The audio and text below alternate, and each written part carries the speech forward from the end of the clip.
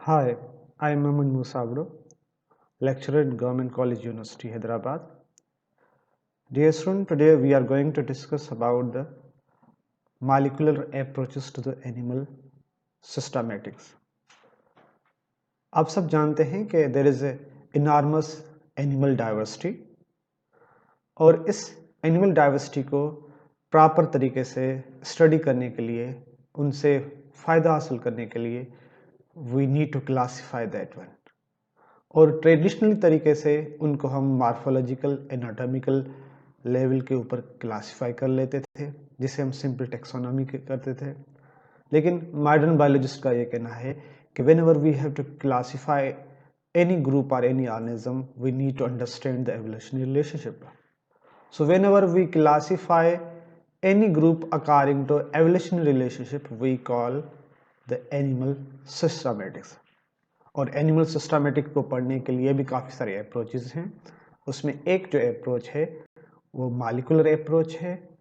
हाँ, जब हम मॉलिक्यूलर पढ़ते हैं तो ट्रेडिशनल भी उसके साथ कर लेते हैं, तो ये दोनों टेक्निक्स एक साथ जाती हैं। तो आज के लेक्चर में सिर्फ हम मॉलिक्यूलर अप्रोचेस को डिस्कस करेंगे। Recent year, मॉलिक्यूलर टेक्निक्स हमें टेक्सोनॉमिक स्टडी में बहुत ज़्यादा इंफॉर्मेशन प्रोवाइड की है। इतनी इंफॉर्मेशन प्रोवाइड की है कि एक मशीन से जो इंफॉर्मेशन या एक सीक्वेंस से जो इंफॉर्मेशन मिलती है वो पिछले जो है ना सारे बायोलॉजिस्ट जो है ना सारी दुनिया को घूम लेते थे, तो तब इतनी इंफॉर्मेशन नहीं मिलती थी। अब जितनी जो है ना मॉलिक्यूलर टेक्सोनॉमी के थ्रू मिल रही है। वो क्यों मिल रही है हम जानते हैं। We all know that the relatedness of animals is reflected in the gene products. कि अगर कोई एनिमल देखने में एक जैसे हैं, इसका मतलब उनमें सेम टाइप के प्रोटीन और सेम टाइप के जीन्स होते हैं। और जब when is there is a same type of gene we name that उनमें जो सीक्वेंस ऑफ नाइट्रोजन बेसिस है डीएनए में वो सेम है। तो मीन्स उस डीएनए की वजह से सारे एनिमल एक दूसरे से एक जैसे हैं, सेम हैं। तो related animals must have DNA derived from the common ancestor. तो gene and protein of animals are related और जो सेम ग्रुप होगा उसमें सेम जीन्स होंगे, सेम प्रोटीन्स होंगे। जो डिफरेंट ग्रुप होगा तो उसमें different proteins and different genes होंगे। तो मॉलिक्यूलर स्टडी करने के लिए we have the three techniques, तीन टेक्निक्स है। एक को हम क्या कहते हैं, न्यूक्लियर डीएनए टेक्निक कहते हैं कि we sequence the nuclear DNA. Second technique is that one we study the mitochondrial DNA and third technique that is the we study the ribosomal RNA. मिस मॉलिक्यूलर यहाँ लिखा है ना मॉलिक्यूलर अप्रोचेस, तो molecular approaches में तीन, एक तो हम किसी भी एनिमल की न्यूक्लियर डीएनए की सीक्वेंसिंग करते हैं, तब उनसे इंफॉर्मेशन हम टेक्सोनॉमिक इंफॉर्मेशन ले सकते हैं, माइटोकॉन्ड्रियल भी कर सकते हैं, और तीसरी जो है ना राइबोसोमल आरएनए की, ये तीन हम यूज करते हैं। अब साइंटिस्ट कुछ जीन्स को भी स्टडी कर लिए हैं, ITS1 ITS2 वह भी कर रहे हैं, लेकिन यहाँ जो है ना क्योंकि ये ट्रेडिशनल एक लेक्चर है तो उसमें जो अहम जो टेक्स्ट बुक मिसाल हैं वो हम दे सकते हैं। तो माइटोकॉन्ड्रियल डीएनए एक यूजफुल टेक्सोनॉमिक टूल है जिसमें हम माइटोकॉन्ड्रिया की स्टडी करते हैं, क्योंकि माइटोकॉन्ड्रिया में अपना ओन जेनेटिक सिस्टम है। वो जो इनहेरिट होता है वो न्यूक्लियर के थ्रू नहीं होता, वो साइटोप्लाज्मिकली इनहेरिट होता है। तो ये इनकी अहम माइटोकॉन्ड्रिया की खुसूसियत है। The second main usefulness of mitochondrial DNA is the transmission. It is transmitted from the parent, especially the maternal lineage, कि ये माइटोकॉन्ड्रियल डीएनए मदर से आती है। तो हम आसानी से जो है ना मदर की की लीनेज, उसी की मदर की लीनेज को ट्रेस कर सकते हैं। वाज़ेह है कि अगर उसकी माइटोकॉन्ड्रिया स्टडी करेंगे तो आसानी से उनकी माँ की जो लीनेज है उनसे पता चल जाएगा। तो ये मीन्स दो माइटोकॉन्ड्रियल टेक्निक्स के फ़ायदे हैं। एक तो साइटोप्लाज्मिकली इनहेरिट होता है, दूसरा मैटरनल लीनेज का पता चलता है। जो थर्ड टेक्निक्स जो मैंने आपको बताई, sequencing of the ribosomal RNA, वो अब जो है ना टेक्सोनोमिक रिलेशनशिप के लिए बहुत ज़्यादा यूटिलाइज होती है और कॉमनली अवेलेबल है, और ये वैल्यूबल भी है। और मैंने प्रीवियस एक स्लाइड में बताया कि whenever we do something molecularly doesn't mean we are replacing the traditional taxonomic method. These both go together, traditional as well as the molecular method. So दोनों जो है ना एक दूसरे को कॉम्प्लीमेंट करते हैं, एक दूसरे को सप्लीमेंट करते हैं। तो ये जो है ना whenever we do, एक तो हम क्या करेंगे, ट्रेडिशनल मेथड यूज़ करेंगे और उनको वेरीफाई करने के लिए या तो माइटोकॉन्ड्रियल स्टडी करेंगे या उनके न्यूक्लियर डीएनए की स्टडी करेंगे, माइटोकॉन्ड्रियल डीएनए की स्टडी करेंगे, न्यूक्लियर डीएनए और राइबोसोमल आरएनए की स्टडी करेंगे। तो हम ये स्टडी कर रहे थे कि राइबोसोमल टेक्निक एक अहम टेक्निक है एनिमल टेक्सोनॉमी के लिए, और ribosomal RNA has provided a wealth of data that has been used to study the evolution of earliest life forms. Means हर एक टेक्निक, जो भी तीन टेक्निक्स हम इस्तेमाल करते हैं मॉलिक्यूलर में, हर एक टेक्निक के कुछ प्लस पॉइंट्स हैं, कुछ माइनस पॉइंट्स हैं। जैसे माइटोकॉन्ड्रियल डीएनए की स्टडी करने से हम किसी भी एनिमल की मदर के लीनेज का आसानी से पता चल जाता है। द सेम वे अगर डीएनए की स्टडी, न्यूक्लियर डीएनए की, तो उनके रिसेंट लीनेज को के बारे में आसानी से पता चल जाएगा।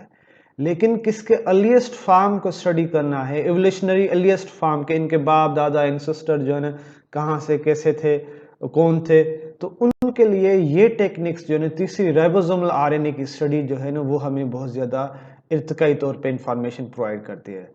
तो means ribosomal RNA is excellent for studying the evolution of early life on Earth. In ancient, it is an ancient molecule. ये पुराना मॉलिक्यूल है और ये अभी मौजूद भी है, और अब भी वर्चुअली हर फंक्शन में, हर ऑर्गेनिज्म में ये फंक्शनल भी है। अभी भी राइबोसोमल आरएनए क्या है, फंक्शनल भी है। और एक और इनकी प्लस पॉइंट ये है कि ribosomal RNA changes very slowly, and then अगर आप सेल में देखें, सेल के राइबोसोम्स के चेक करेंगे कि ribosomes is also composed of the ribosomal RNA, तो आपके ऑर्गेनील में प्रेजेंट है, और उस ऑर्गेनील में वहाँ जो है ना ट्रांसलेशन मैसेंजर आरएनए को ट्रांसलेट कर रहा है, किसमें, प्रोटीन में कर रहा है।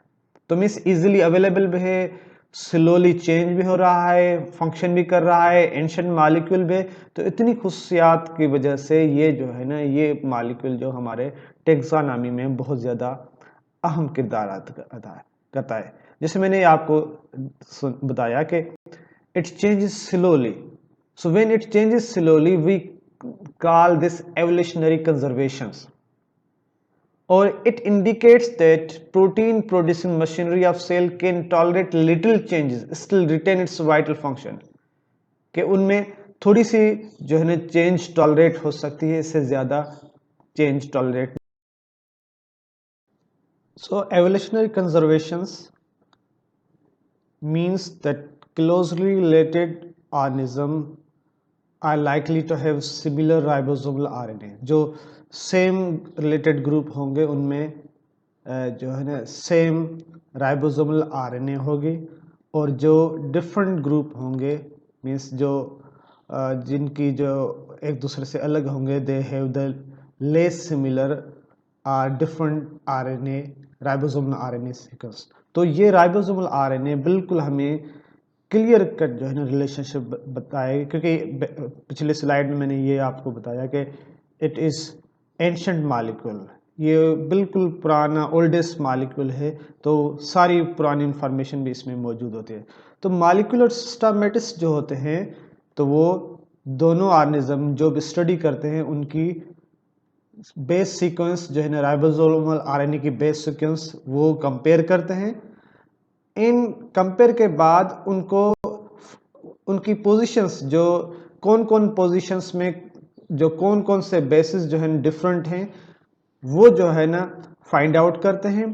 फाइंड आउट करने के बाद जो है ना वो कंप्यूटर प्रोग्राम में डालते हैं और सारी कंप्यूटर प्रोग्राम को डेटा देकर और एक रिलेशनशिप ऑर्गेनिज्म के बीच में डेवलप करते हैं और देन जो है वो डिसाइड करते हैं कि इस ग्रुप को या इस ऑर्गेनिज्म को इस ग्रुप में रखा जाए और इनकी अरेंजमेंट इस तरीके से किया जाए।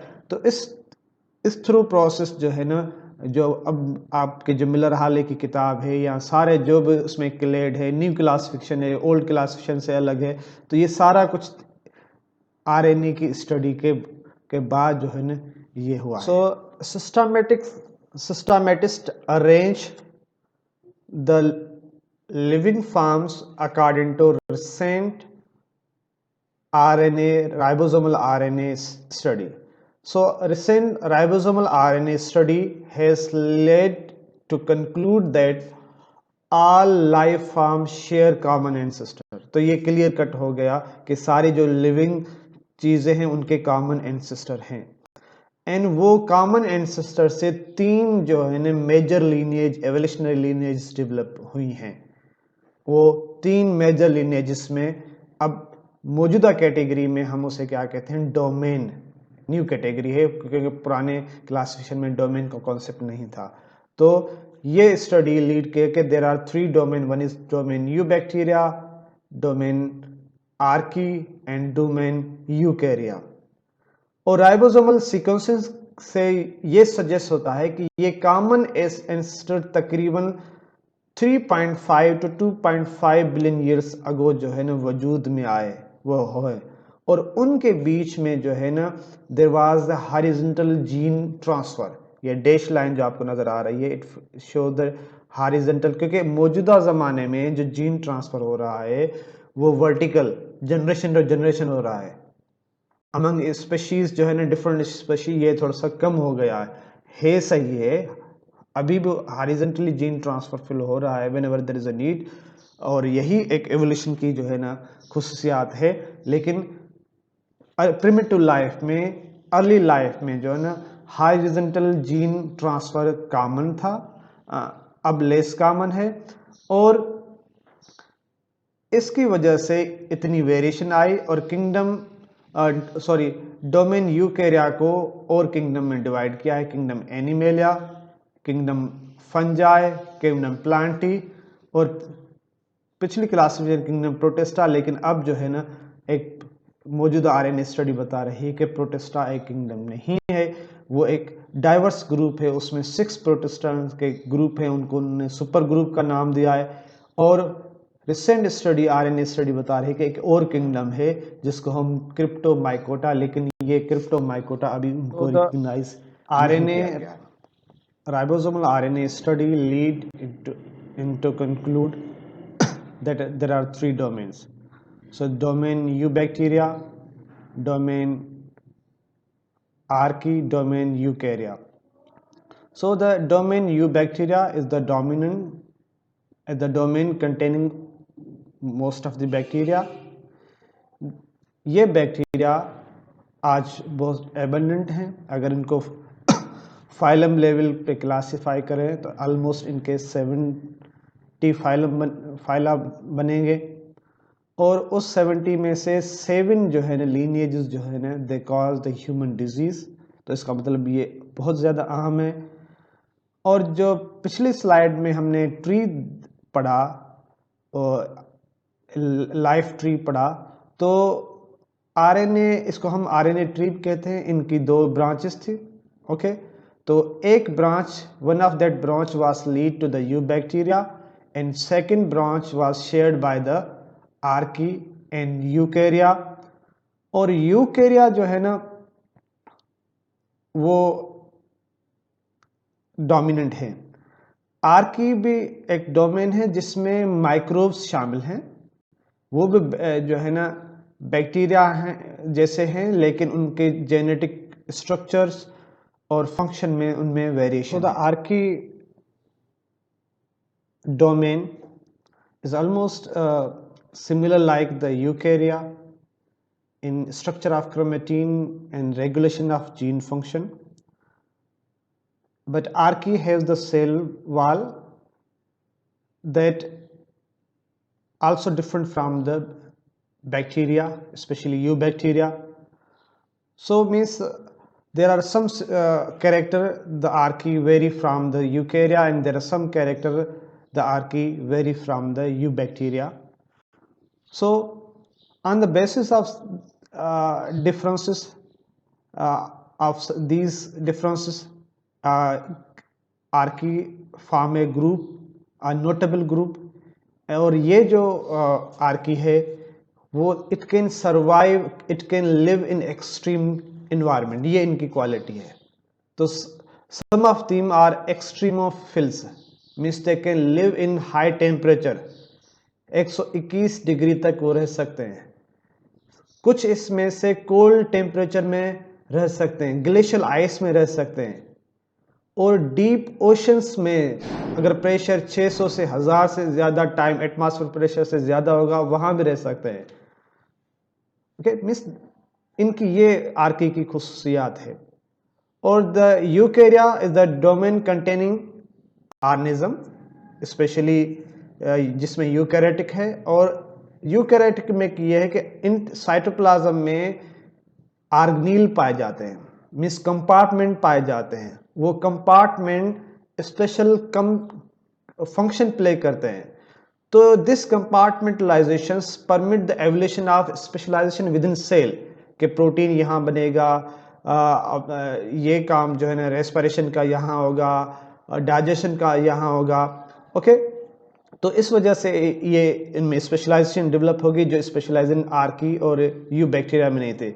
इन archaea the nuclear membrane separate transcription and translation event, ये बहुत अहम है कि जो भी साइटोप्लाज्म में आर्की में हो रहा था, यहाँ क्या आ रहा है, कुछ काम जो है ना विद इन न्यूक्लियस में आ रहे हैं, हो रहे हैं। सेम प्रोसेस है कि प्रोटीन फॉर्मेशन है, एक जो इंफॉर्मेशन डीएनए से आ रही है, उनकी पहले ट्रांसक्रिप्शन होती है, ट्रांसलेशन। तो यूकैरिया में जो ट्रांसक्रिप्शन होती है वह न्यूक्लियस में हो रही है, और ट्रांसलेशन जो इवेंट जो हो रहा है वो कहाँ, साइटोप्लाज्म में हो रहा है। सो कंपार्टमेंटलाइजेशंस in the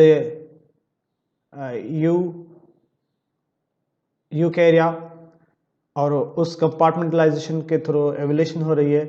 so the mitochondria and chloroplast वो भी एक कंपार्टमेंट है, और उस कंपार्टमेंट की वजह से और जो है ना फंक्शन एफिशिएंसी से क्या हुआ कि एक मल्टी न्यूक्लिएट सेल जो है ना एक मल्टी सेलुलर लाइफ की तरफ बढ़ा, और एक मल्टी सेलुलर लाइफ में एवोल्यूशन होकर टिश्यू बने, और टिश्यू में एवोल्यूशनरी चेंजेस होकर उनसे आर्गन, इस तरीके से सिस्टम। आप जानते हैं अभी भी काफ़ी ऐसे एनिमल्स हैं जो सिर्फ बॉडी उनकी दिस एग्रीगेशन ऑफ सेल, कुछ ऐसे बॉडी एनिमल्स हैं जिनकी बॉडी सिर्फ टिश्यू पे मबनी है, कुछ ऐसे एनिमल्स हैं जिनकी बॉडी सिर्फ आर्गन पे मुश्तमिल है, और कुछ सिंपल सिस्टम कुछ में है, कुछ में कॉम्प्लेक्स सिस्टम है। तो ये सारे जो है ना because of the internal compartmentalisation की वजह से जो यूकैरिया में हुई, इस वजह से। So taxonomies are traditionally built assuming that genes are passed between generation in special lineage, a process called vertical gene transfer।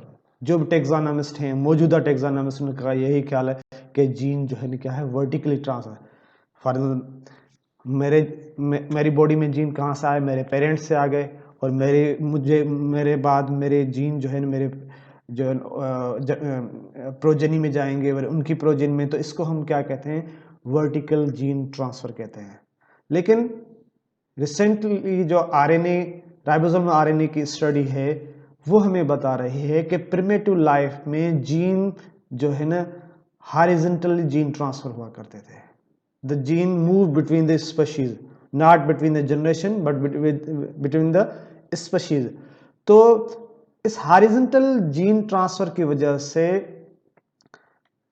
Different species में, डिफरेंट लीनिएज में शेयरिंग ऑफ जीन्स हुई, और ये शेयरिंग ऑफ जीन्स जो है ना primitive life, जो pre historic life थी उसमें कॉमन थी, और वहां जो है ना कोई एक इतनी बाउंड्री फिक्स नहीं थी कि ये फिलाना सेल है, ये फिलाना ऑर्गेनिज्म है, तो there was no fix boundary, so the gene was easily transfer there. So ये टेक्निक की वजह से और साइंटिस्ट का हॉरिजॉन्टल जीन के ज्यादा से ज्यादा एवोल्यूशन हुई है। उसका रिजल्ट क्या हुआ कि जो एक वेब ऑफ लाइफ, एक web of distinct lineage develop हुई, एक नेटवर्क डेवलप हुआ, और जो करंट व्यू है कि जो प्रिमिटिव सेट ऑफ सेल था या प्रिमिटिव लाइफ थी वो तकरीबन 3.5 to 2.5 बिलियन ईयर्स पहले वजूद में आई, और वहाँ क्योंकि वेरी फ्यू हर एक सेल में कम जीन थे, वो आसानी से जीन जो है ना एक सेल से दूसरे सेल में ट्रांसफ़र होते थे, जिस टेक्निक को मैंने कहा कि हॉरिजॉन्टल जीन ट्रांसफ़र।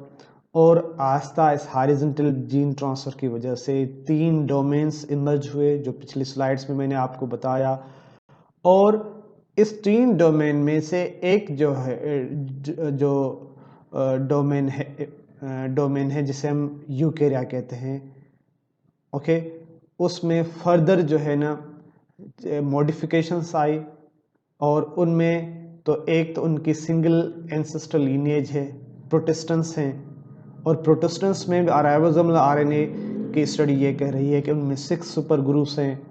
एक लीनेज प्लांटी की थी, एक लीनेज फंजाई, और एक लीनेज एनिमेलिया की थी। तो ये जो है ना हॉरिजॉन्टल जीन ट्रांसफर की वजह से हुआ, और किस में हुआ? यूकेरिया में। इन 2011 a new branch of eukarya tree was described, एक नई ब्रांच डिस्क्राइब की गई है जिसको वी कॉल क्रिप्टोमाइकोटा। ये फ्रेश वाटर ऑर्गेनिज्म है और ऑलमोस्ट ये फंजाई से क्लोजली रिलेटेड हैं, और साइंटिस्ट का कहना है कि अगर इंटरनेशनल जो साइंटिस्ट हैं उनकी अगर आपस में अंडरस्टैंडिंग डेवलप हो जाती है तो इनको किंगडम डेवलप किया जा सकता है। सो 6 सुपर ग्रुप्स की जो बात हुई, तो उसको तो प्रोटेस्टा में हम देखेंगे, और actually it is the part of domain Eukarya. और अब जो है ना उस 6 सुपर ग्रुप्स को जो है ना हम डिटेल में जो कि अपने नेक्स्ट लेक्चर में पढ़ेंगे, और इसके बाद जो हमारा लेक्चर होगा वो प्रोटोजोन्स के ऊपर होगा। Protozoans actually by definition they are not animal, but by their feature they are animal like. तो पुरानी क्लासिफिकेशन में भी जब हम एनिमल की स्टडी करते थे तो प्रोटोजोन्स पढ़ाया जाता था, पढ़ते थे, तो इसी भी को कंटिन्यू करके प्रोटोजोन्स को जो है ना किंगडम एनिमलिया में तो नहीं। Okay, so today's lecture about molecular approaches in animal systematics, ये सारी इंफॉर्मेशन हिकमैन और मिलर हाले की किताब से जो है ना, specially I use 10th editions और ग्राफिक, जो भी सारी चीज़ें, एक तो ब्रिटनी का गूगल इमेजेस से ली गई हैं। आपका कोई ओपिनियन है तो आप शेयर कर सकते हैं, मुझसे ईमेल से रब्ता कर सकते हैं, abromusa@gmail.com कर सकते हैं। और अगर आप हैदराबाद में हैं तो हमारी यूनिवर्सिटी को विजिट कर सकते हैं। Thank you.